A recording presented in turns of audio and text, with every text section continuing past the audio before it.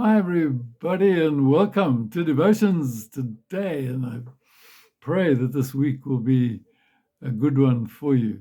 You know, there was a wonderful word that Jesus gave to his disciples shortly before he died. He said, "The thief comes only to steal, to kill, and to destroy. But I have come that you may have life in all its fullness." In the old version of the Bible, abundant life. There are times in our lives when we may say, well, I'm not sure if I've got fullness of life. It feels more like about 50% full, maybe this tank of mine, or maybe even 25% full. So what did Jesus mean when he said that we would have fullness of life through him?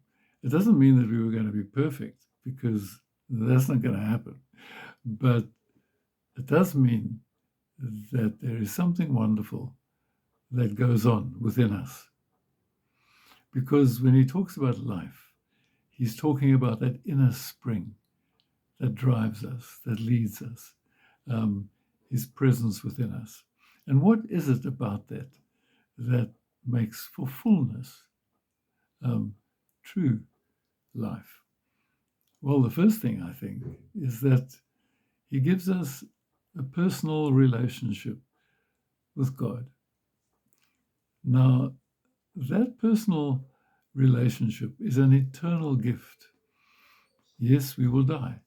We will grow older, we grow weaker, but the fact is that that relationship with God is indestructible, and it is eternal.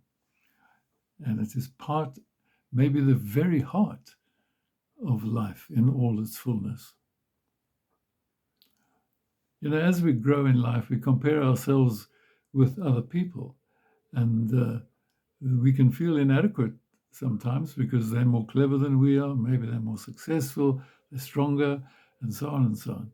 And we say, well, we feel very inadequate, but fullness of life means that you find your true purpose. God will use every part of who you are and what you can do, even though you may not be well, even though you may feel you're weak, even though you feel you're getting very old. God will use you still. And that sense that my life has a purpose because of the little things that I can do as God guides me and as I pray for him to lead me. That sense of purpose is a big part, true purpose, a big part of life in all its fullness.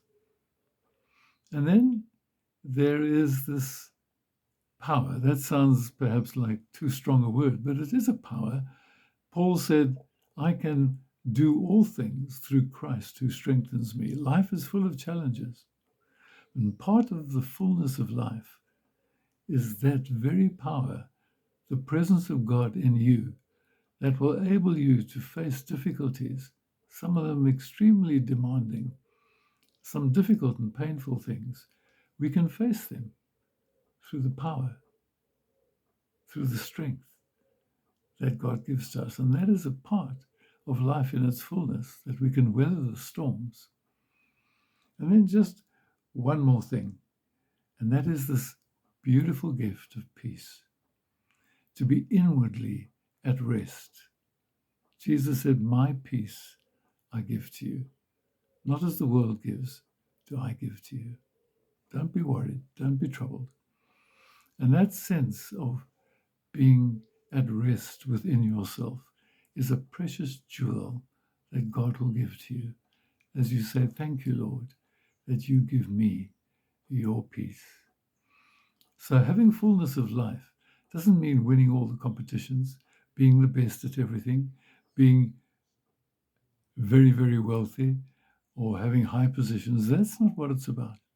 What it's about is finding your true purpose, having a personal relationship with God, knowing the power to live your life in keeping with Jesus, and to know the precious gift of peace. As you go into this week, may you know Jesus' precious gift of life in all its fullness. May God bless you. as you go. Bye for now.